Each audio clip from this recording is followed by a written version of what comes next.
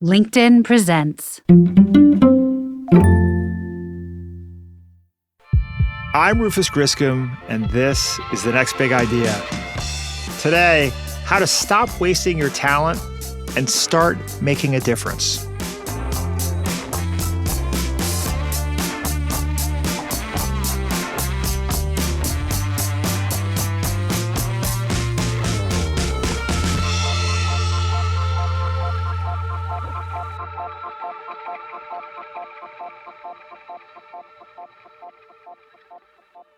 Here's a question that gnaws at me.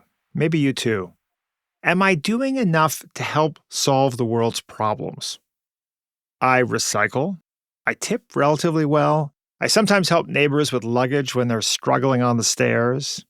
Nice gestures, but let's be honest, they barely move the moral needle. Meanwhile, the planet heats, pandemics lurk, and inequality yawns. Am I generous? I'm generous to my kids, to my friends and family, to street musicians. But these are all common gestures that pay back dividends to me. Here's the question that haunts me. Are we coasting on low-stakes virtue while the real work goes undone? My guest today, Rutger Bregman, thinks so. And he's here to jolt us awake. Have you heard of Rutger? He's the Dutch historian who rattled Davos a few years ago with a tax rant after the release of his first book, Utopia for Realists. 1,500 private jets have flown in here to hear Sir David Attenborough speak about, how we're wrecking the planet. And I hear people talk in the language of participation and justice and equality and transparency. But then, almost no one raises the real issue of tax avoidance, right? And of the rich just not paying their fair share. The kid knows how to throw a punch. Rutger went on to rehabilitate our faith in human nature with his colossal bestseller, Humankind. Rutger is back with a new book now called Moral Ambition. His thesis is blunt, confrontational even. Goodness is not some kind of fuzzy essence that radiates inside you. It's what results from good actions. We live in a perilous moment. The stakes, we all know, are high. And what am I doing? Dropping a couple bucks in the hat of a saxophonist on the street corner? We live in a day and age with immense global problems. 15,000 kids die from easily preventable diseases every single day. We have the threat of the next pandemic around the corner. I think we're all worried about the state of democracy, not just here in the US, also in Europe, the rise of the far right. Do we really think that, donating 1% of our earnings is going to stop that? Do we really think that 2 or 3 hours of volunteers work every week is going to stop that? We need more. We need the kind of ambition that so many of us apply to our careers or to our personal passions, applied to the biggest problems that humanity faces right now. We need rabid entrepreneurs whiteboarding until the wee hours of the morning, figuring out how to stop the next pandemic, end factory farming, reduce the threat of nukes, biohacking, or runaway AI. We need to get past our fantasies of moral purity and learn from history how change actually happens. Feel like a cold shower followed by a warm hug? You've come to the right place.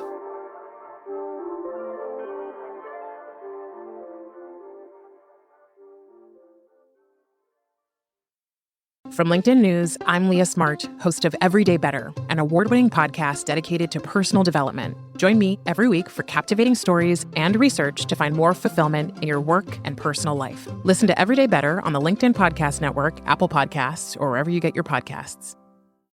I'm Tomer Cohen, LinkedIn's Chief Product Officer. If you're just as curious as I am about the way things are built, then tune into my podcast, Building One. I speak with some of the best product builders out there. I've always been inspired by frustration. It came back to my own personal pain point. So we had to go out to farmers and convince them. Following that curiosity is a superpower. You have to be obsessed with the human condition. Listen to Building One on Apple Podcasts or wherever you get your podcasts.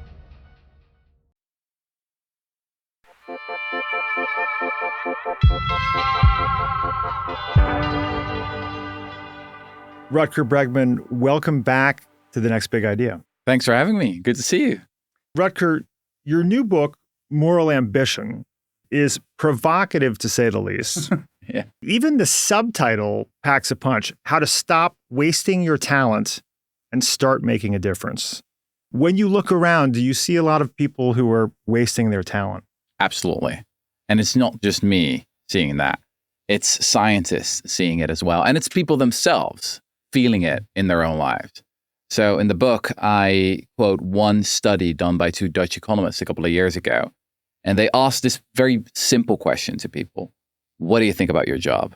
What is the social meaning of your job? If you would go on strike, is that a problem, yes or no? And it turns out that a quarter of the workforce, 25% of all people who are employed currently, think that their job may not be very socially meaningful. Yeah. So yeah, that is enormous. It's 5 times the unemployment rate. It's millions of people with often quite brilliant resumes who went to fancy universities, but really wonder what they're doing. Right. And you point out that 45% of Harvard graduates go into finance or consulting. In the Netherlands, in your mother country, 40% of college students with top grades aspire to work for consulting firms like McKinsey and BCG. You describe this as a colossal waste of talent. What do you have against management consulting firms? Well, look, let me first say some of my best friends are management consultants or strategy consultants. So I'm not saying they're bad people or anything like that. But I do think the opportunity costs are enormous. There are a lot of consultants out there who do useful work. I'm not denying that at all. But a lot of these very brilliant people could do so much more if they would focus on something else. We live in a day and age with immense global problems. 15,000 kids die from easily preventable diseases every single day. We have the threat of the next pandemic around the corner. I think we're all worried about the state of democracy, not just here in the US, also in Europe, the rise of the far right. And in my view, the most ambitious, most talented, and most privileged people should be working on the world's most pressing global problems. But that's not the case. You know, it's interesting. Even the combination of words in the title, moral ambition, is kind of incendiary in an exciting way to me, because we don't think of ambition as tending to be moral, right? I mean, it almost feels like a contradiction in terms. Is that intentional? Absolutely. Yeah. I have a lot of fun in this book, pissing off a lot of people, which I'm apparently good at. So I think there are different ways in which people are currently wasting their talent. So you have people who are neither ambitious nor idealistic. Maybe they work for Philip Morris, selling cigarettes, which is the most deadly product in the history of civilization. 8 million deaths every year, single largest preventable cause of disease. It's what economists call the sin industries. Gambling is another good example. Which are highly compensated industries, which is not an accident. Absolutely. Maybe. Yeah, I've got this one study in the book from Swiss economists who have a graph. On one axis, you see the hourly wage, and on the other axis, you see the morality or immorality of certain industries. People were asked, what do you think about certain industries? And there's this very disturbing correlation. The more immoral an industry is, very often the more you earn. Possibly because people need to be well compensated in order to suffer through the shame of telling people darken people's lungs for a living or whatever. So in a way, it's a good thing. You could even argue it works as a tax. Yeah. So it could even be a good sign to see even higher wages in the tobacco industry, because that means that we're doing a good job at shaming the people who are working in those jobs. But anyway, that's one form. You're neither ambitious nor idealistic. We already talked about the other version, right? People who are quite ambitious but not very idealistic. A friend of mine who studied at Oxford University, he always calls it the Bermuda Triangle of talent. So it's consultancy, corporate law, and finance, this gaping black hole that sucks up so many of our quote unquote best and brightest. I would say that a lot of entrepreneurs also fall in this category. This is bad news for me. I'm sorry. Yeah. Well, you tell me then. Yeah. I guess there are always differences, right? For the book, I looked at all kinds of lists of what are the best startups, what are the most promising startups. And you always see examples of people who are doing amazing work, like a clean meat company or like a new innovation that may prevent the next pandemic. I mean, all of that is awesome. But you see a lot of stuff out there, another app that will make us addicted to something, that's probably not good for us. Yeah. Another algorithm that, will help us to click on more ads. There's this famous line from now more than a decade old, someone who worked at Facebook in the early days and said that the best minds of my generation are thinking about how to make people click ads. So yeah, that's also, I would say, an enormous waste of talent.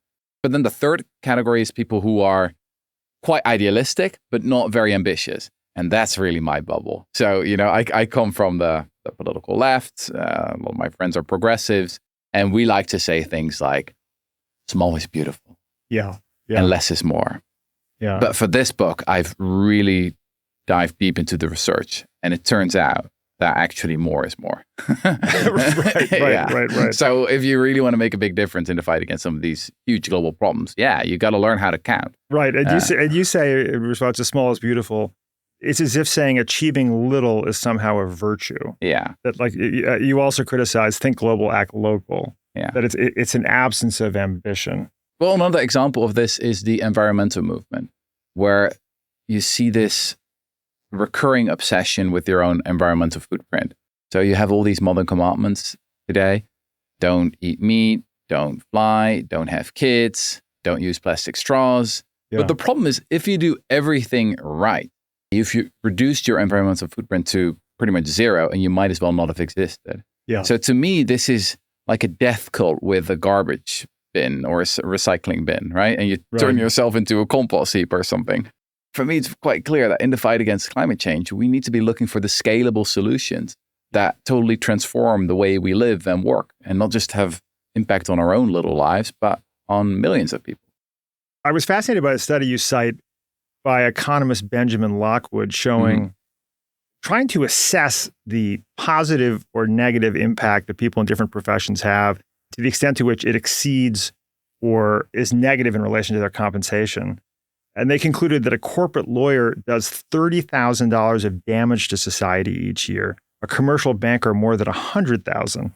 I dug into the original research. They also indicate that teachers contribute up to $100,000 of social value beyond their salaries. Yeah. I'm not exactly sure how those calculations are derived, and I'm sure there's a huge amount of variation based on an individual and what they're doing. Sure. For all the corporate lawyers and bankers who are listening right now. Yeah. But that's kind of staggering. These are highly uncertain and I would say quite conservative estimates, but it is an interesting way of looking how wealth is produced. Economists have this term called the externality. It's not just about the money you earn for yourself. It's also about, the wealth you create for the rest of us. And indeed, for quite a few high-paying jobs, that is negative. So again, if we go back to the most clear example, someone who works for the tobacco industry, these people destroy wealth on an enormous scale. Yeah. Right? It's death and destruction. And like we, the public, we will have to pay for that in terms of much higher healthcare costs. But indeed, you have other examples as well, where, as a European, I'm always stunned by, the judicial culture here in the US. You see all these ads here in New York. My favorite one is no pain, no gain. Right. Yeah. All these lawyers who are like, let me make money on your suffering or this particular accident you had. And obviously that costs society a lot. The fear of that, anytime you can be sued. So these are all externalities.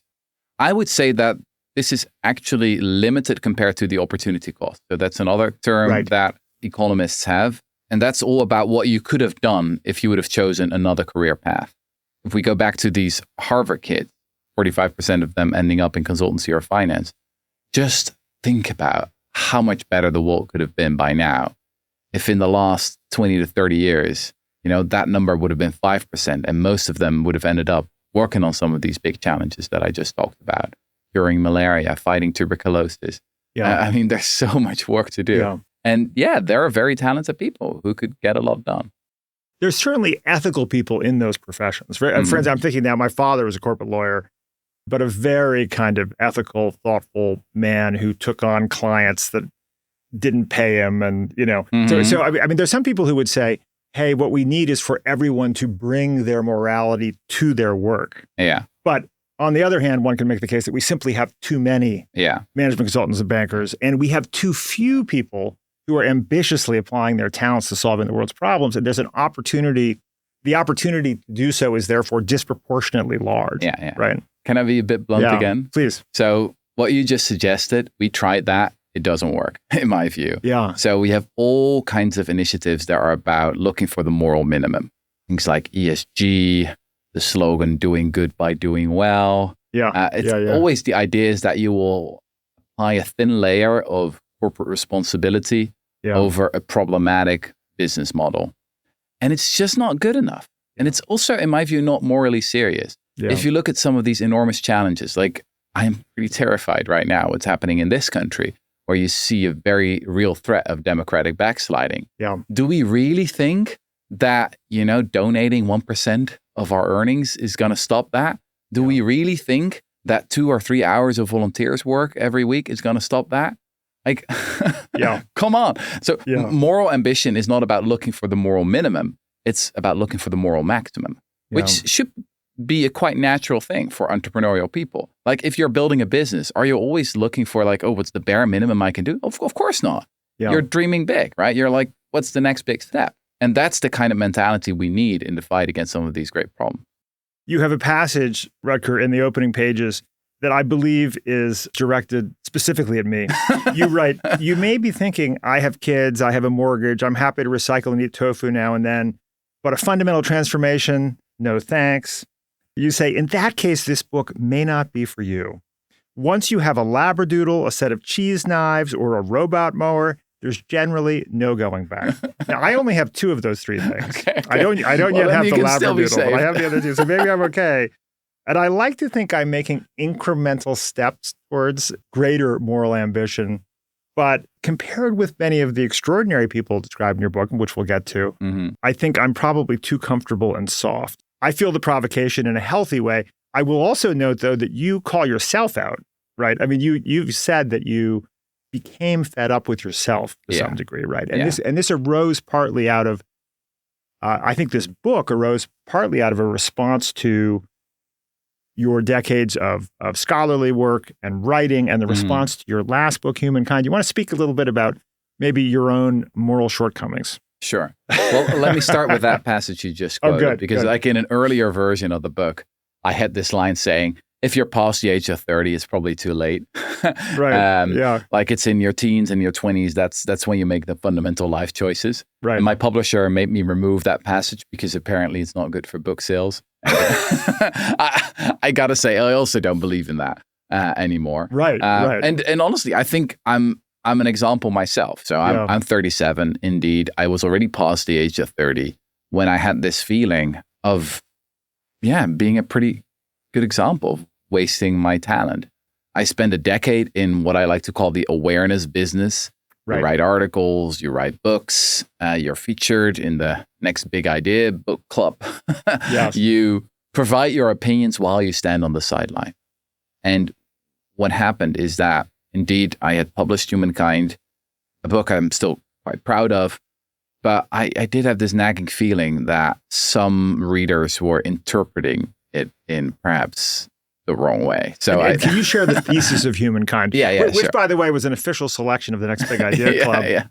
So Humankind was a book about human decency. I tried to make the case that humans are not as bad as we often think they are. And there's an old theory deeply embedded in Western culture that says that civilization is just a thin layer, just a thin veneer, and that below that lies raw human nature, that most people deep down are just selfish.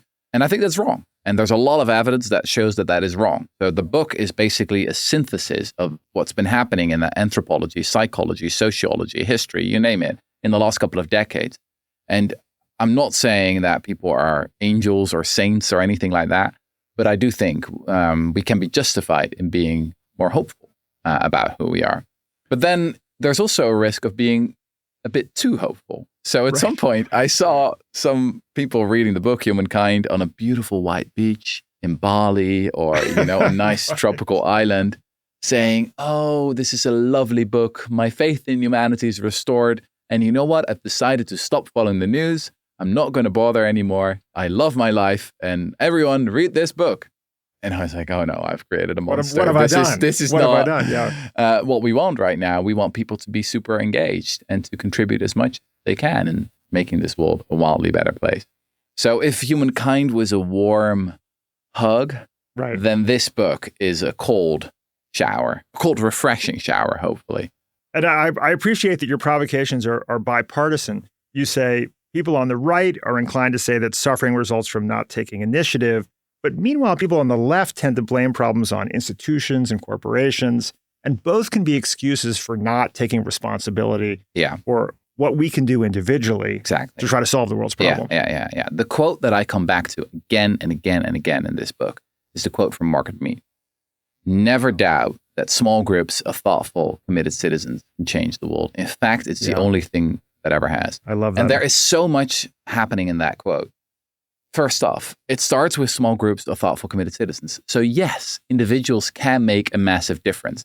In the book, I refer to Peter Thiel, the famous venture capitalist, or the infamous venture capitalist, I should perhaps say, who's written a brilliant book about entrepreneurship, about how to build a startup. It's called 0 to 1. And in that book, he says, like, every good startup is a little bit like a cult, right? It's a group of highly committed people who have their one big secret that they deeply believe in. And it may be utterly wrong, but if it's right, then they're going to change the course of history. And that's true for better or for worse. So the great abolitionists, they were a little bit like a startup, like a cult of people who deeply believed in this, what was then a crazy idea, a highly controversial idea in the mid-18th century.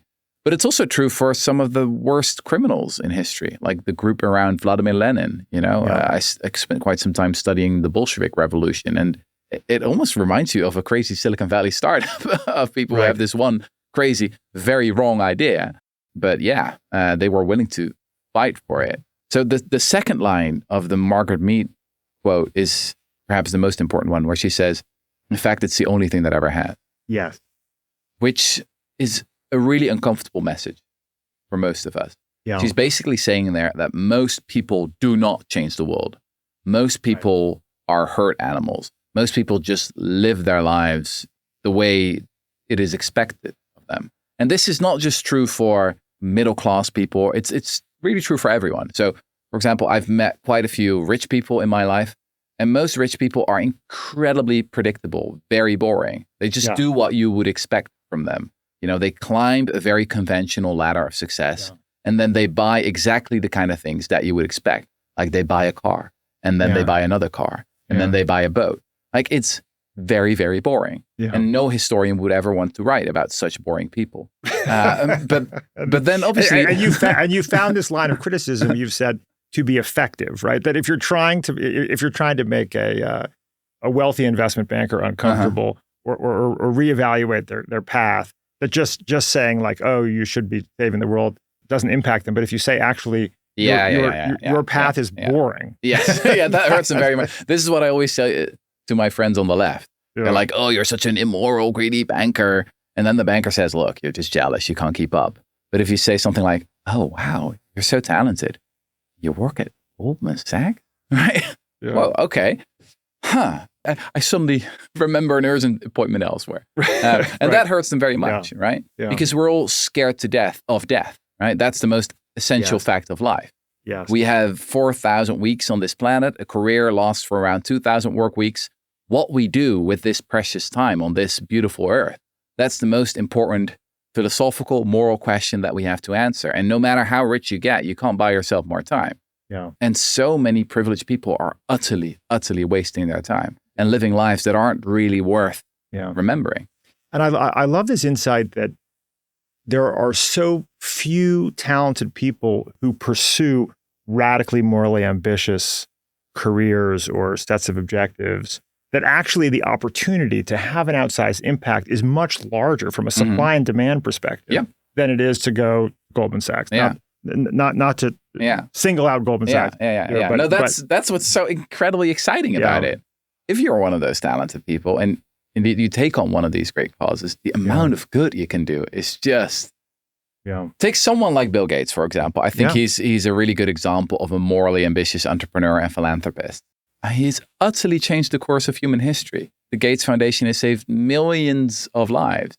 And the fact that he's able to do that just shows that the vast majority of rich people do barely anything. Or when they practice philanthropy, they do super predictable stuff. Like they want their name on a building that's already very well funded, or your museum or university, they give it to Harvard.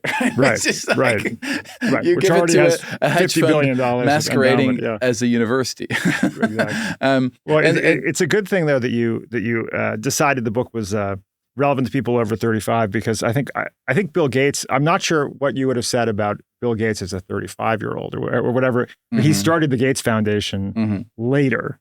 Absolutely. Right. Yeah. So this was Absolutely. a second mountain Yeah. case for Bill Gates. There are benefits for all age groups. So if you're young, Yeah. you've got your whole life ahead of you. You're still about to write the Constitution for the rest of your life. You don't have a mortgage yet. You don't have kids. It gives you an enormous amount of flexibility. But yes, if you're older, you're much more experienced. You have access to certain networks, perhaps some capital. Yeah. That makes a big difference. So Yeah. moral ambition is not just about your time and about your career. It's about using what you have, your cultural capital, your human capital, your financial capital, to make a big difference. Yeah. It's not just about checking your privilege. No, it's about using your privilege. Now, if we want to be effective at changing the world, you point out that there are a number of illusions that it's better not to fall prey to. One, you talk about the illusion of awareness, when you talk about the illusion of purity. Mm-hmm. And you say what noble losers is your term, I think, for people who maybe you yourself were a noble loser prior to prior to your more recent actions. I don't know if you'd say that, but noble losers suffer from this illusion that awareness and raising awareness is itself an accomplishment, opposed to actually getting things done. But the illusion of purity, you say, noble losers tend to forget that every successful coalition is a pact among people who disagree on any number of things. We need to, you say, summon coalitions of people who have diverse opinions in order to cause change. And this requires getting over these illusions of purity. Mm-hmm. This, I thought, was a really interesting point that you make, and one that seems to be not necessarily practiced by most activists today. It's a really simple point. In the fight against injustice, winning is a moral duty. And what feels good can often be quite ineffective, actually. In that sense, it's not about how you feel, but it's about what you do or what the results of your actions are for the people or animals that you say you care so much about. Yeah. So let me give you a simple example. I think that one of the greatest atrocities of our time, the greatest moral atrocities of our time, is the way we treat animals. Yes. We're slaughtering 80 billion animals every year, mostly chickens. And there's a Mount Everest of evidence showing that these chickens are highly sentient creatures that suffer immensely in these factory farms. Now, what do we do about it? We have the whole animal rights movement, and a lot of them have, for 50 years, been shouting, go vegan. And there are a lot of purist vegans out there as well who will, check every little product they consume. Like, is there a tiny little bit of milk powder in this? And then if there is something like, they won't do it. And they also obviously shame a lot of people who then do it, especially people in their own community. So there's no one a vegan hates as much as a vegetarian, right? Right. And I think that is incredibly counterproductive and deeply morally unserious. What the animals, these billions of animals, want you to do, they want you to build effective political coalitions that pass legislation that improve the lives of millions or even billions of animals. They really do not care about how you feel when you consume a microgram of milk powder. Right, right. So that is like a super simple example. Then some would say, but look, haven't the other great movements done this? Like the abolitionists, for example, who fought against the slave trade and against slavery.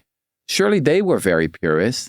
And I'm like, well, I studied the history of this for quite a few years. Yeah. And turns out, no, they were incredibly pragmatic. And whenever they behaved like you do today, they utterly failed.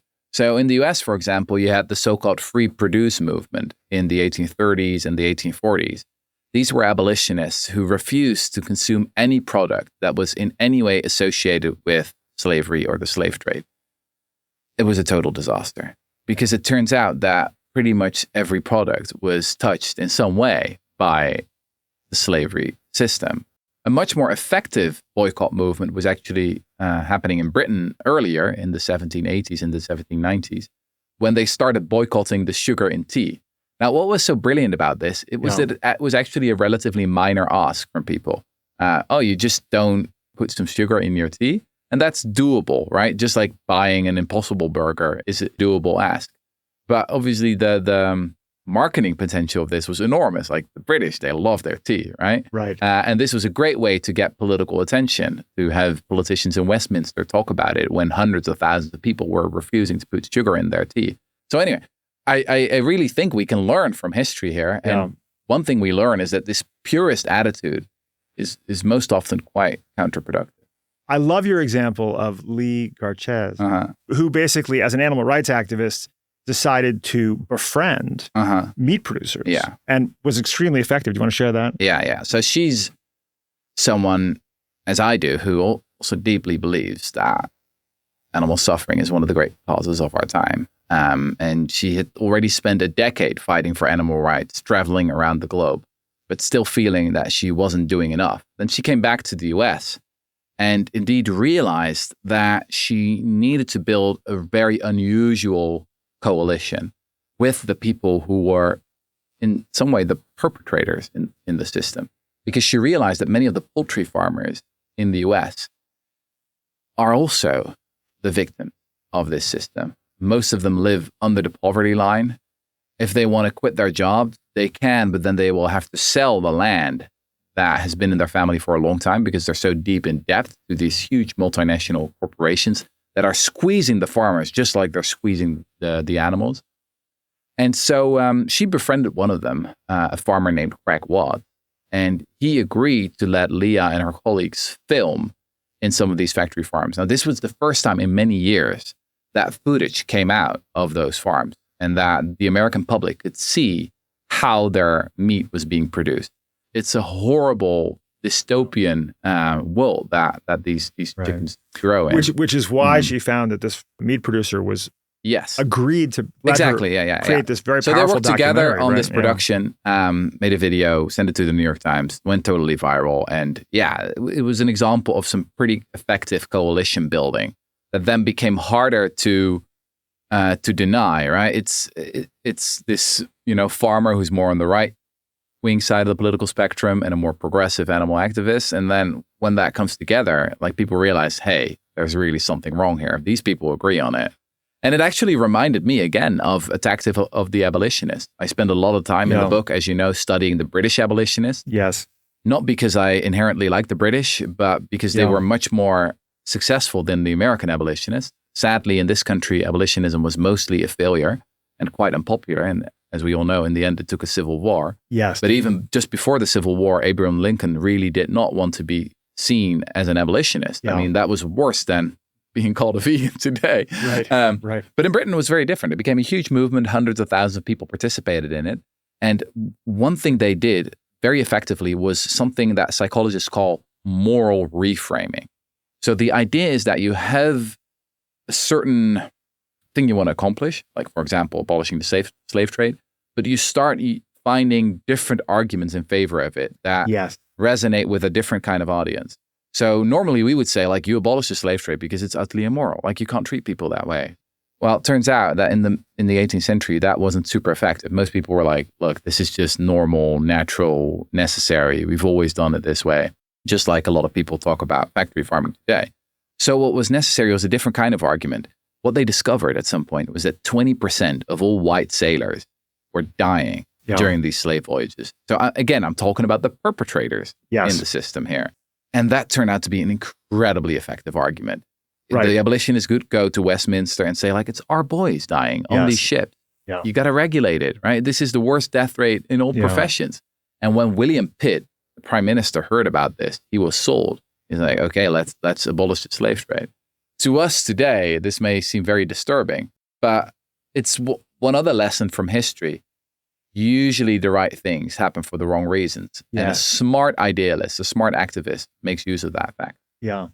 And this is an extraordinary piece of history that I think a lot of Americans, including myself, weren't aware of, that some, 50 plus years before the Civil War. I mean, in the U.S., we're very sort of myopically focused on the Civil War as this process of, overthrowing, getting rid of slavery, this horrible, horrible history.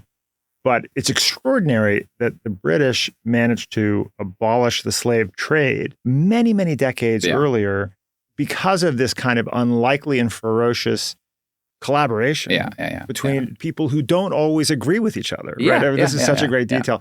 I love it. And one thing to add, like some methods that you don't like can actually be really effective. So I'm personally not, an Extinction Rebellion kind of person. I don't go often to demonstrations. I don't occupy squares. And then sometimes I hear, some of my friends saying, oh yeah, that doesn't work either. It just pisses people off and, throwing paint at a famous painting or something like that. It's just counterproductive. And I'm like, well, let's look at it as an empirical question. Maybe you're right, maybe not. Yeah. There's actually a lot of good evidence that Extinction Rebellion protests, the Fridays for Future, the Greta Thunberg movement, did an enormous amount of good. It really raised the saliency of climate change. And many entrepreneurs and maybe lobbyists or whatever who didn't really like those demonstrations because it didn't really conform to their ethics, you know what I mean? Or their aesthetics, that's the word I was looking for. Yeah, they actually benefited from it because as an entrepreneur, suddenly you could get more subsidies, for example, for electric vehicles. Yeah. So, I think it's really important to zoom out and to look at it as an empirical question. Another great example in your book is the story of Rosa Parks, which was new to me because I thought that I knew that story very well. But this also gets to your point about the importance of being intentional and methodical and inclusive as you think about the impact on the audience. You want to speak to that? Sure. Well, it's pretty cool, right? That I, as a Dutchman, can explain something about Rosa Parks to an American. You wouldn't expect that. But once I dived into this history, I was also blown away. Like a lot of Americans see Rosa Parks as this meek, humble, almost saint-like figure who just had this one powerful moment where, just by chance, she was sitting in this bus. People asked her to stand up for a white woman, and she said no. And that was the spark. She's a humble seamstress. Yeah, exactly. Everything about that story is wrong. Like Rosa Parks was a very seasoned activist. She was trained in all the methods that the civil rights movement used back then. She went in secret to a school in Tennessee for activists. Like she very much knew what she was doing. And she was part of a group called the Women Political Action Group in Montgomery at the time. And they planned the whole thing. And they were just waiting for the right moment. Yeah. So Rosa Parks was certainly not the first woman in Montgomery who said no when she was asked to get out of the bus. There were at least a dozen women before her who also said no. But this action group, they were waiting for the right moment. There was actually another girl, 16 years old, Claudette Colvin, who just a couple of months before Rosa Parks was violently thrown out of the bus. But then they made a very strategic decision to not work with her because she was younger, and a bit later she became pregnant. And then the leaders, very pragmatic leaders of this movement, realized, that the white press would eat her alive, that she was probably not the right mascot for this whole thing. Then Rosa Parks came along, and then that moment happened. They were like, okay, this is the moment. We have no time to waste. Yeah. Initially, the black pastors were reluctant. Even Martin Luther King, that Friday, was like, should we really do this? It was the women who really pushed it forward. And reluctantly, Martin Luther King became the spokesperson of that movement. So it's an extraordinary story of human agency and strategic planning. And the thing that impresses me the most is that Rosa Parks accepted her role as the humble seamstress because she knew that that was what the movement needed, even though she also knew that that was not who she really was. I mean, can you imagine how deeply morally serious you have to be, how deeply you have to care about this cause, that you would just do that? Again, very often the right things happen for the wrong reasons. And I guess a lot of people are already very impressed with the Rosa Parks story. But if you learn about the real story, you're even more impressed. It's even more impressive, right? And there was an incredible amount of discipline and strategy. Yeah. And also focus on a sort of singular objective. You want to achieve results. That is really something you see again and again in the civil rights movement of the 60s. Now, you passed, 4 packages of major legislation and so many of the big law cases as well, Brown v. Board of Education, you name it, incredibly successful. And that's one thing that protest movements today can learn So take something like Black Lives Matter, obviously an incredibly impressive movement. According to some estimates, the biggest protest movement in the history of the United States, like millions and millions of people coming together. But you could say that in terms of the result, like actual legislation that has been passed after that, it has been disappointing, I would say. I mean, awareness is not totally worthless. I'm not saying that. And so that has been a major contribution. But take a slogan like defund the police. Was that really the best slogan? Even if you look at communities of color, that was a quite unpopular idea because crime rates are generally higher there. And yeah, I think if you compare that to some of these earlier movements, yeah, it's been somewhat disappointing and we can learn from the past. Yeah. And so do you think that activists in the U.S. and maybe beyond the U.S. in the last couple of decades have been too pure in their execution and not mindful of these dynamics you're describing? Oh, absolutely. Yeah. One big difference is obviously technology here. Yeah. And that makes it much more difficult to run a movement. Like Martin Luther King did not have to deal with Twitter.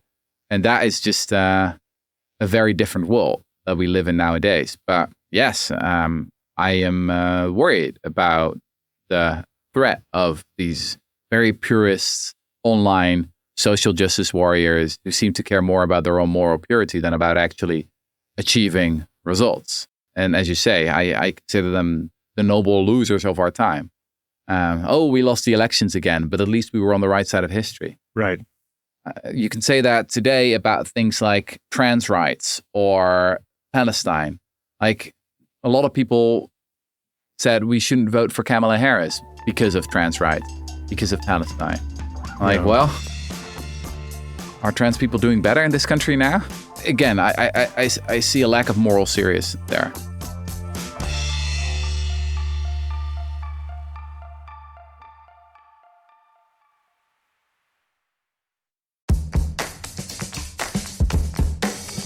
Hey you, I'm Andrew Seaman. Do you want a new job? Or do you want to move forward in your career? Well, you should listen to my weekly show called Get Hired with Andrew Seaman. We talk about it all, and it's waiting for you, yes you, wherever you get your podcasts. I'm Tomer Cohen, LinkedIn's Chief Product Officer. If you're just as curious as I am about the way things are built, the insights behind what it takes to create a world-renowned product, then tune into my podcast, Building One. There's so much to learn, like how Patagonia innovates with its supply chain.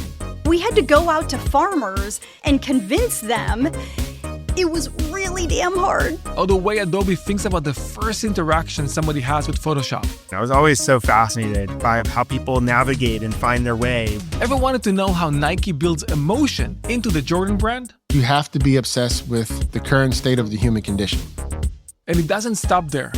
What about how Glean reinvented knowledge search with AI? You can learn about how a Michelin star chef is redesigning seeds for flavor and how Pixar is nurturing a creative culture. Listen to Building One on Apple Podcasts or wherever you get your podcasts.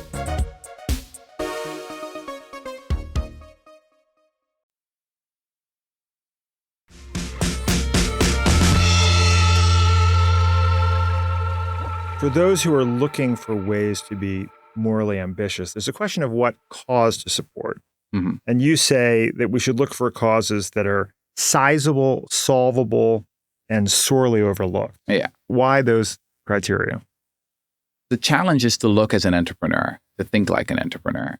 Any entrepreneur that wants to be successful is always looking for the gap in the market. Because, that's where you can make the most money. And I think you can make a much bigger contribution if you indeed focus on these big problems that fall in the triple S framework. So indeed, sizable, solvable, and sorely neglected. So sizable is perhaps most obvious. You don't want to look at the small problems of life, but at the big ones. So take something like climate change, global warming is a very big problem, right? Threatening billions of people. Is it also solvable? I would say yes, it's very solvable. We've got all kinds of ideas. We've got promising technologies. We've got new stuff that we need to invent. So yes. Is it also neglected? I would say actually less and less so. There are already millions of people working on it. So one extra person working on it as well, it's going to be a more limited contribution. But maybe if you want to work on climate change, you can look for the most neglected bits of the fight against it. That's why we at the School for Moral Ambition, the organization that I co-founded, we very much focus on the food transition. Because we're talking about 20% of CO2 emissions here. But the amount of investment and talent that goes into it is very small compared to, say, clean energy, for example. Yeah. So that's a framework basically to maximize your impact. And it's something that's incredibly important to keep in mind if you want to do good. The biggest determinant of the size of your impact is what are you working on? It's not how talented you are. It's not how rich you are. It's not how hard you work. No, it's what are you working on? You can have incredibly talented people working 100 hours a week on, say, fighting ALS. I mean, that's great. I would never say anything nasty about that. But it's a disease, that's mainly people in richer countries suffering from it. If you have the same skill set and, the same philanthropic capital, and then use it to fight malaria, you're going to help, many, many more people. So that is incredibly important to keep in mind. Maybe one final thing to say about this. I always call this the Gandalf-Frodo model of doing good. So Gandalf never asked Frodo about his passion. He didn't say, hey, Frodo, what's your passion? No, he said, right. I'm an old wise wizard. I've thought long and hard about this. And this is at the top of the world's to-do list. You need to do this. That's what we encourage people to do as well. Don't gaze at your navel, wonder like, who am I? No, just find yourself an old wise wizard.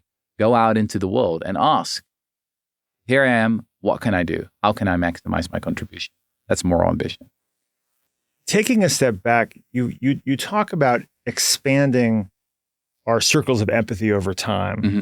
And I guess one can, looking at this and talking about, progress made with, for instance, slavery, which today we consider unconscionable. You point out that in the ancient world, this was new to me, as much as, I think you said as much as 75% of the population of the world was enslaved, which is astounding. Up until the year 1800, about 70 to 80% of people were in an unfree relationship to their employer. Like there were different varieties. You had outright slavery, you had serfdom, but freedom is not the rule, but the exception in history. So one can look at that history and we can see these sort of expansions of circles of empathy. Can you describe this process of expanding our circles of empathy and whether or not we can say that progress is being made? Yes. So this is a more than 40-year-old idea from the philosopher Peter Singer, also known as one of the founders of the animal rights movement.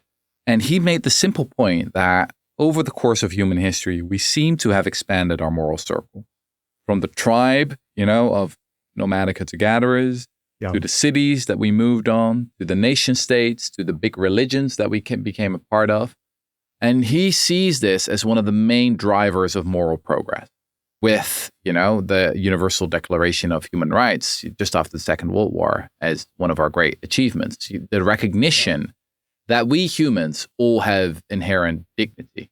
So often, if you look at the moral catastrophes of the past, the simple mistake that people made was not taking other people seriously or dehumanizing them and saying like, we deeply care about our people, but we can throw naked women from this particular tribe. Well, we can throw them before the lions in the Colosseum because that's great entertainment for lunchtime, right? Or we can, be very ethical to one another, but we can sacrifice children to the gods in certain cases, right? Right. And then again, you see the same mistake that's being made. And I believe that there is some directionality in history here, that we have made moral progress. Now, that moral progress was not automatic and it was not inevitable. People fought for it really, really hard. Yes. And we could have lived in a very different kind of world if they would have failed. And that was very thinkable. As I said, it was only the British movement for abolitionism and against the slavery that was really successful. And it's very thinkable that a few people would have fallen off their horse in the late 18th century and the world could have looked very different today. Yeah, it's also quite thinkable, by the way, that actually in the 50s, 1950s and the 60s, some people fell off their horse. And if they wouldn't have, we wouldn't have factory farming today. Interesting. So that's important to keep in mind. Then at the same time, yes, we have made moral progress.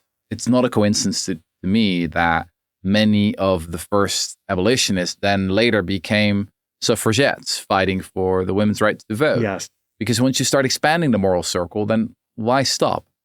And it's also not a surprise to me that many of them already deeply cared about animal rights. Once you start expanding the moral circle, then why stop? And now in the year 2025, I think we got to continue this journey. Like we can follow in the footsteps of the moral pioneers who came before us. And we can ask ourselves this question: what would the abolitionists have done if they were alive today? And the implication, I think, is that this expansion of circles of empathy is a collective journey across history, but it's also an individual one. That as an individual, as you start to think about caring more deeply, you then might think, well, gosh, these animals I've been eating. Yeah. And maybe I should add here that you should not see this process as, growing the size of your heart, for example, feeling bigger emotions, for example, caring deeply about. That's just not how human nature works. There's a fantastic book by the psychologist Paul Bloom called Against Empathy, where he makes this simple point that humans are limited, right? Empathy is a limited emotion. It often works like a searchlight, like a spotlight. We focus on those people that are more similar to us, or we focus on the animals that are more cute and cuddly. Like people, spend tens of thousands of dollars on their dogs while they eat, the meat from pigs that have suffered tremendously, or they even give that meat to their dogs, right? And that's just shows you the limits of empathy here. I think we need quite some rationality here as well. Right. There's a quote from Bertrand Russell, the philosopher, who once said that it's the mark of a civilized human being to be able to look at a row of numbers, at an Excel sheet, and weep. That's not easy, but it's something you can learn. Right. Which is sort of perhaps a response to, was it Stalin who said, one death is a tragedy, a million is a statistic. Right. Yeah. And so we need to see the millionfold tragedy. It's very hard to internalize these numbers. In the book, I've got one story about Rob Mater. He's amazing character. A former consultant, a former manager. He lived a really conventional life, being very successful, studied at the University of Cambridge, went to Harvard Business School, became quite wealthy. But then at some point in his career, he was watching the BBC, wanted to switch off the television, but pressed the wrong button on his remote.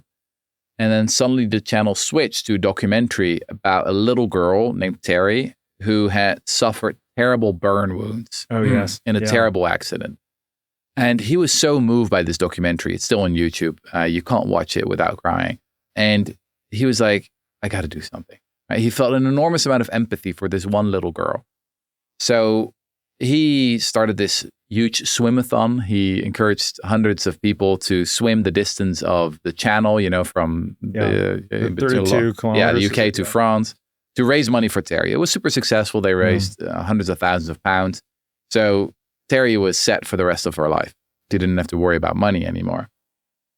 But then the next year, people ask, okay, Rob, what are we going to do? What are we going to raise money for? He used his analytical skill set. He was like, okay, well, helping Terry was great, but that's one kid. There are a lot of kids with problems in this world. So he started talking to experts and simply asking them, like, what's the biggest problem that kids face today? And they said, well, the biggest killer of children today is malaria. Back then, it was 1 million people, mostly kids under 5, who were dying from malaria. It's 7 jumbo jets crashing every day. That's malaria. Yeah, he then started another fundraiser that was even bigger, the world's first Against Malaria Day. He started the Against Malaria Foundation, which is now seen as probably the most effective charity in the whole world, or at least one of. It's like the Real Madrid of charities. He totally multiplied his impact. I've got one graph in the book where it's like Rob Mater's impact. And as a consultant or a manager, it was literally 0. Like he was utterly replaceable. He was doing well. Right. But if he would have gone on strike, like someone else would have done his job, it would have made absolutely no difference at all for the course of human history.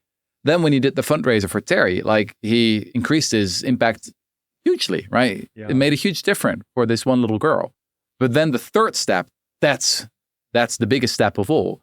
Because there's one estimate that says that the Against Malaria Foundation has saved at least 150,000 lives. 150,000.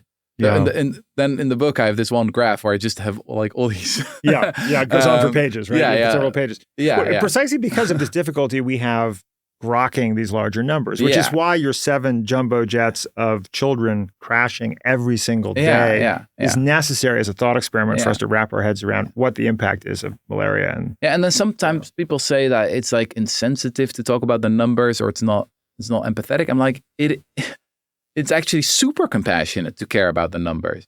We have limited resources. We have limited philanthropic capital. We're in a state of constant triage. Triage is what doctors have to do in an emergency, a pandemic, for example, where they have to choose like, okay, which patients are we going to help and which are going to have to wait for a bit. That's the world we live in. And just denying that, I think that is immoral. Yeah. I think the moral thing to do is to think about, okay, this is what I have. Where do people need me the most? Historians, you say, speak disdainfully of chronocentrism. Mm-hmm. The naive idea that the time you happen to live in also happens to be especially important. Mm-hmm. You are a historian. What do you think of this idea that this moment in history is particularly important? So I'll go on to say that I think for the time in which we live, it's basically correct. And the reason I think this is because you can look at almost any measure of human development and you will see the same shape of a graph. So take something like human population growth or GDP growth or the decline of extreme poverty or the increase in CO2 emissions or the decline in biodiversity. Again and again, it's the same thing. Like something happens in around the year 1750 and then boom, total explosion, hockey stick, a rocket launching into the stratosphere. And it's the Industrial Revolution. That's the moment when humanity really takes off. The ride, this incredibly wild ride, it's speeding up. And now we're living in the era of a new technology, AI. Yes. That really seems to be one of or maybe even the most consequential technology ever invented. Yeah.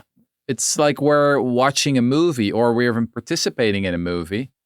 The music is swelling. We're nearing the climax. And we get to see how it ends.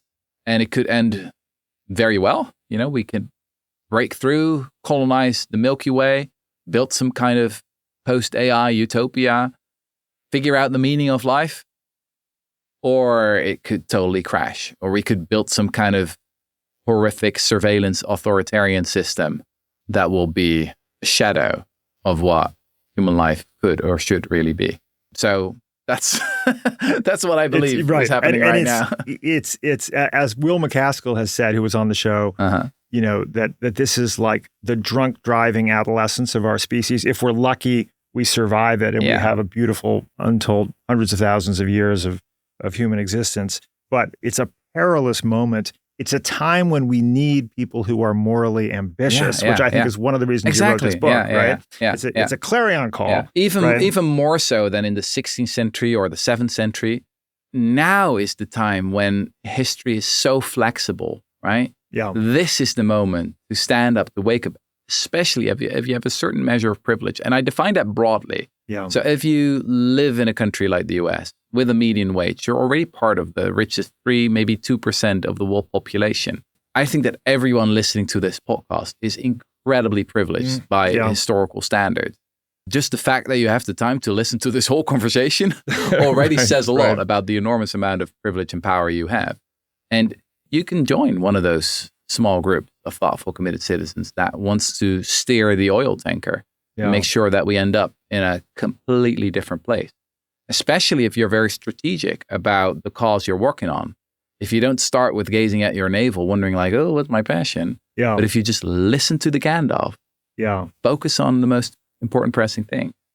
You can write history. Yeah. And you describe in the book 3 looming dangers with which I think all of our listeners are familiar because we've talked about them on this show. Risk of AI, existential risk posed by AI, which is a big concern of mine, nuclear war, and bioengineered viruses, which unfortunately is exacerbated by AI already. And you actually have this wonderful statement that you say, all 4 of the following statements are true. Billions of people and animals are suffering today. We're healthier and wealthier than we've ever been before. The world has the potential to be a wildly better place. And the world's never been closer to its own demise. How do you reconcile that combination of dynamics at play right now? Yeah, so this is an adaptation of a great quote by Max Roser, the founder of Our World in Data and my very favorite website on the internet. And he indeed said, the world is bad. It is really bad. Yeah. 15,000 kids die from easily preventable diseases every single day. Lots of animals are suffering immensely. It's still unacceptable. It's also much better than it used to be. My very first book, Utopia for Realists, that I published a decade ago, the first line of that book was, everything used to be worse. And I stand by that because we have made tremendous progress in the fight against child mortality or extreme poverty. I mean, extreme poverty has really plummeted since the 1980s. And that is really something to be celebrated. In a way, we live in a kind of science fiction utopia, right? With new technologies. We see technologies that help the deaf to hear again.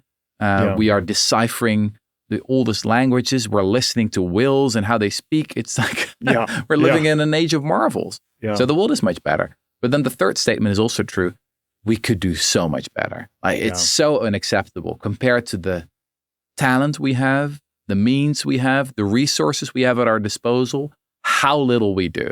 Yeah. The fact that tuberculosis still exists, malaria still exists, the fact that we are utterly unprepared for the next pandemic, that the whole world spends only $1 billion a year on researching emerging infectious diseases, which is as much as Americans spend bleaching their teeth. The fact that we spend so much money on utter and total BS, right? Yeah. We buy so much crap that doesn't make us happy at all. And we spend so much time in utterly meaningless jobs that also make us deeply depressed. That is insane. And we could do so much better there. Yeah. And then the fourth statement that I would add to Max's summary, which is we've never been this close to total extinction. 4 centuries ago or 3 centuries ago, we didn't have that power. We didn't have nuclear weapons. We couldn't engineer viruses. Just take the coronavirus. We still don't really know where it came from. Could very well have come out of a lab. And the next one could be much worse. In the book, I give the example of the Shrinkyo sect in the 90s in Japan. Yes.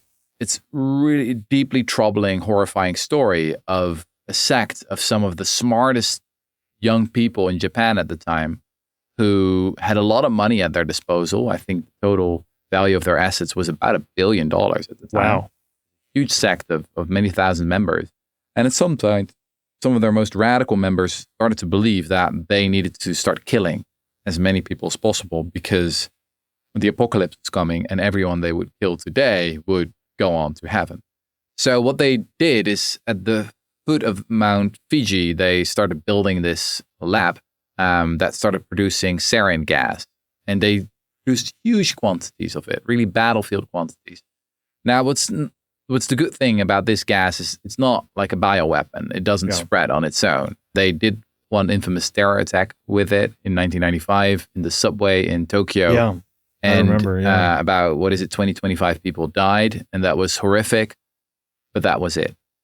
Now imagine a cult with $1 billion in assets that is building a lab that is costed about $10 million. But then with modern AI and with modern biotechnology and the same desire to kill as many people as possible, it's just horrific. And we need so many more people to work on this. And what's so maddening here is that we have the means and the abilities to make sure that pandemics never happen again. Like the ideas and the plans are on the table. In the book, at the end, I talk about a young doctor called Yassi Panu, who was one of the co-authors of the Apollo program for biodefense, an amazing bipartisan plan here developed in the United States to basically do an Operation Warp Speed, but then 10 times as ambitious. So not just to end COVID, but to end all pandemics forever. And we can do that with new kinds of antivirals that are just as effective in treating viruses as antibiotics are in fighting bacteria. Yeah. With far UVC lightning, which is also incredibly promising. Really interesting. The most important technology that you've never heard of. It's the idea that we can use spectrum of ultraviolet light to kill microbes. And it seems to be the case, according to the early studies, that this is not harmful for humans. In the future, perhaps we could have those far UVC in LED lights everywhere, and we could clean up the indoor air everywhere, and then viruses would just not be able to spread anymore. Yeah. It's so promising, but at the same time, you're tearing your hair out when you look at how many people are working on it compared to how many people should work on it. Yeah. And then they go and work for McKinsey.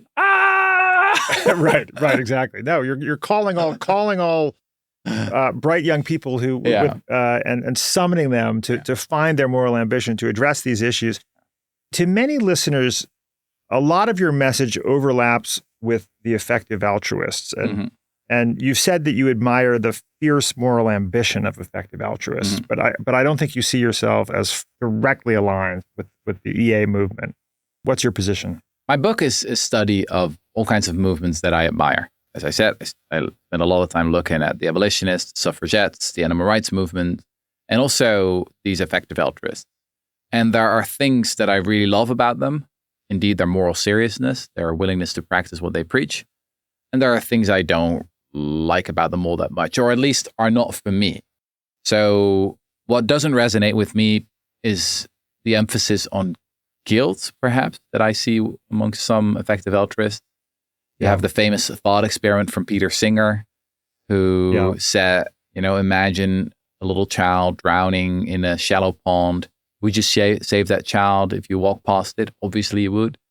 But what if you wear your new shoes, very expensive shoes? Well, you still would, right? You'd be happy to wreck your shoes if you can save one life. But then what if you would donate, a bit of money, about as much as your shoes cost, to a highly effective charity that then could save one life by distributing insecticide-treated malaria bat nets? Why don't you do that? And then also, why don't you keep doing that? Why don't you keep saving lives until you hardly have anything left anymore? Yeah. And suddenly you start seeing drowning children everywhere, right? Yeah. And that, to me, feels like a form of moral blackmail. That just never really resonated with me. With this movement, we have started the School for Moral Ambition. We said from day one that we want to ground it mostly in enthusiasm, just a desire to live a much more meaningful and also interesting life. As we said, it's not boring, the path of moral ambition. It's much more exciting, actually. And I think I've heard you say, you think the right ratio is 80% passion and enthusiasm, and 20% guilt and shame. So you think there's a place for guilt and shame, but your ratio of guilt and shame would be lower. Because at the beginning of this conversation, some of us who own robot mowers and cheese and cheese knives might have felt a little bit guilted and shamed.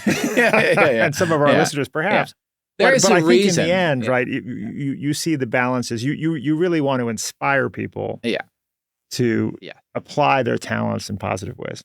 So there's a reason why we humans are one of the few animals in the whole animal kingdom with the ability to blush. We have to use the full spectrum of human emotion here. And I think it's fine if people are motivated by enthusiasm, maybe also by a little bit of guilt, maybe by a little bit of vanity. And maybe that's one of the limits of effective altruism, is it appeals to a smaller group of people, I would say, who are a bit more nerdy, very rational, or super altruistic. And that's great. I see them like the Quakers of our time. The Quakers who played the leading role in the 18th century abolitionist movement. They were very weird, but also very, very important. Yes. But they really started to make an impact once they started allying with the evangelicals. The evangelicals were much more mainstream, more charismatic. And perhaps that's what we need today as well, a movement of ambitious do-gooders that is grounded in more common human motivation. Yeah. And when you say embrace the full spectrum of human nature, I think maybe this is part of what, cults, you could say that effective altruism is a kind of cult. Yeah. I mean, defining cult broadly, right, or somewhat playfully. But it strikes me that like part of what cults do, or collections of passionate people do, is they create an insular culture within which people feel affirmed and high status for acting in ways that might be low status in the outside world, right? So there's we need and that makes it so easy to affirmation. go veggie, for example. Like I live in a cult where it's super easy. Right. And it'd be hard not to be, right? Exactly. You're very welcome to join our cult. Good. Well, thank you. I would have a lot to think about. Well, on that note, let's talk a little bit about balance in our lives. I've always loved the E.B. White quote, I arise in the morning torn between a desire to save the world or savor the world. This makes it hard to plan the day. Do you give yourself permission to savor the world in addition to making efforts to save the world? At the very end of the book, I talk about this question. Yeah. When do you do enough? There's always another step. It's never enough. Yes. It never stops. So then you got to ask yourself the question, like, but then how do I prevent burning out? The reason I only ask that question at the very end of the book is because I believe a lot of people can do quite a bit more. Yes. But yes, if you're starting to do too much, at some point, you got to remember your breathing exercises. Yes. But let's face it, a lot of people are getting a burnout today while they do work they deeply hate that doesn't contribute much to the world. Yeah. So if you're going to get that burnout anyway, Yeah. you might as well do something useful. Well, you open the book with a cold shower, as you say, with a provocation, and you kind of end the book with a hug. And I think it's appropriate that we open this conversation with your provocation and end it with a hug of sorts. You say in the final pages of the book, don't wield this book as a weapon. See the good in others. Demand more of yourself. This resonates for me because I've always kind of thought that we should expect more from ourselves than from others. Mm-hmm. On the other hand, maybe expecting moral behavior from our counterparts is part of the physics of improving the world, you know, and this is part of what you're doing with the cold shower. How do you think about this question of, I guess this gets back to the ratio of shame to affirmation and enthusiasm. Yeah. It's obviously both. So someone who has had an immense impact on me is my mother, because she always expected a lot of me. And that has pushed me, I think, to do better.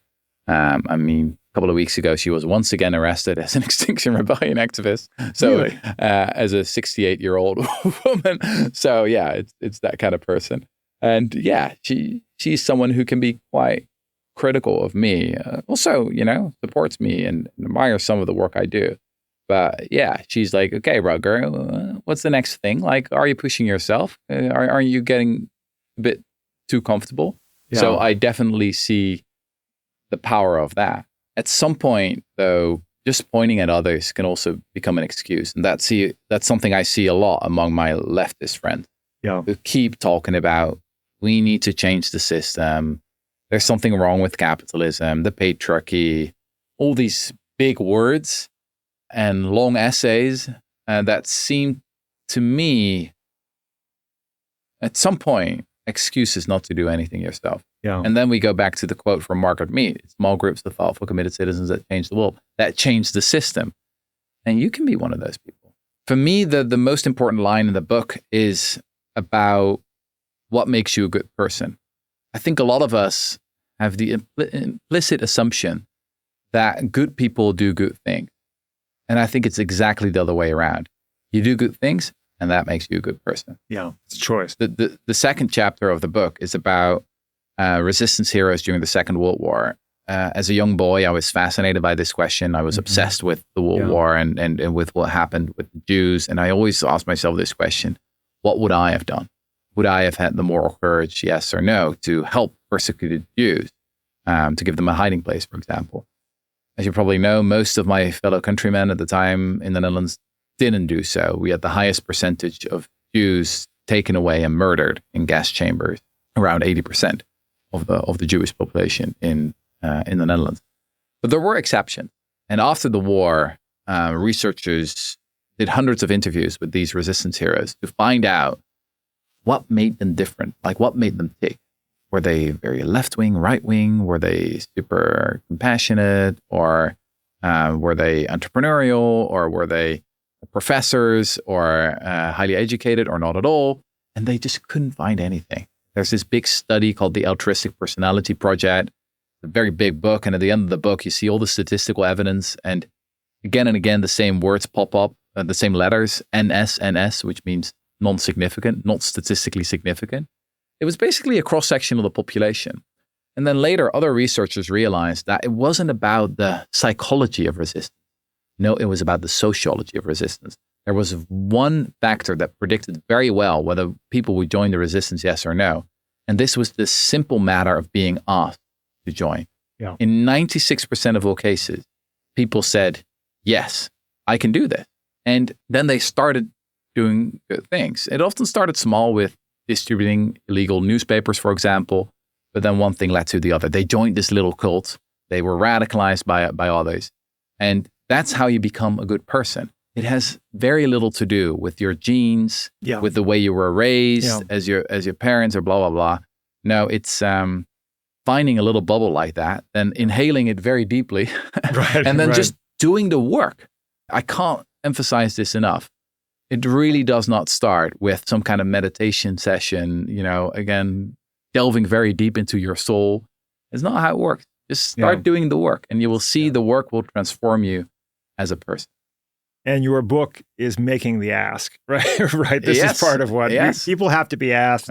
And you are asking, which is a great transition to my final question, which is about your School for Moral Ambition and what you're setting out to do. You made more money than you expected to make from Humankind, right? Yeah. You were kind of surprised by how successful that was. Yeah. And as I understand it, you're dedicating, applying a large portion of that in order to build the school. And what's the mission? Yeah, and everything I earn with this book goes into the School for Moral Ambition as well. So we like to see ourselves as the Robin Hoods of talent. We take away the talent from the big corporations, for example, and we give it to the most important causes of our time. So we're developing programs that help people to pivot their career. One program, it's called the Moral Ambition Circle. These are groups of 5 to 8 people who come together around these questions. We don't pretend to have all the answers, but we think we're asking the right questions. And so we've developed a simple curriculum, a self-facilitated program that lasts for 7 evenings. And we now have 10,000 members in more than 100 countries. Wow, amazing. It's been really cool to see this spread. It's all like small groups, right? Little cults who want to explore what moral ambition could mean for them. So everyone listening to this podcast is invited to join our community at moralambition.org. It's all for free. At the same time, we have our Moral Ambition Fellowships, and these are quite a bit harder to get into. It's our highly prestigious fellowships, about a dozen people that we recruit per program. We pay them to quit their job for about 7 months, and they totally transform their career in the meantime.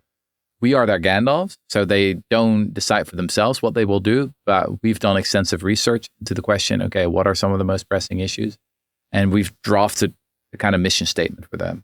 We started in Europe last year on 2 important cause areas. One was fighting big tobacco, which is single most evil legal industry out there today, and super neglected, sadly, the work against that. And the other one is the fight for sustainable proteins, where you're basically doing multiple things at the same time. So we talked about animal suffering. Well, the technological transition here to clean meat and other alternatives can do an enormous amount of good. But it's also the single largest most neglected part of the fight against climate change. So that's 20% of emissions. And then it's also about pandemic prevention. Factory farms are huge risks for the next pandemic. So a lot going on there. And we keep launching new programs. People can apply for that. It's an elite and highly selective program. There's these fellowships. Yeah. And how do you respond to those who criticize this elitism? I mean, that's a choice, right? You want this to be highly prestigious. Yeah. And basically you want to create a high status form of moral ambition. Yeah. I just want to live in a different kind of world. I want to live in a world where a Harvard graduate that goes and work for McKinsey is seen as boring and silly and like not one of the best of the best.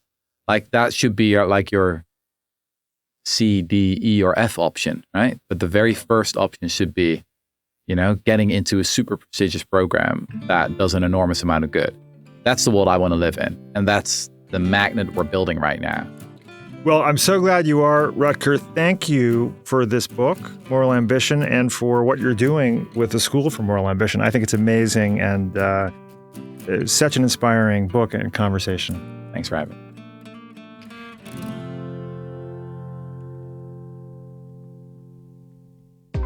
Rutger's new book, Moral Ambition, is out now. You can buy a copy by following the link in the episode notes. I know that was a long one, but if you have another minute or 2 to spare, we'd be so grateful if you'd leave us a rating and a 5-star review if you think we've earned it on Apple Podcasts. It really helps new people discover the show, as does telling your friends. Today's show was produced by Caleb Bissinger, sound design by Mike Toda. Special thanks to Chris at Laughing Man Studios. The Next Big Idea is part of the LinkedIn Podcast Network. I'm Rufus Griscom. See you next week.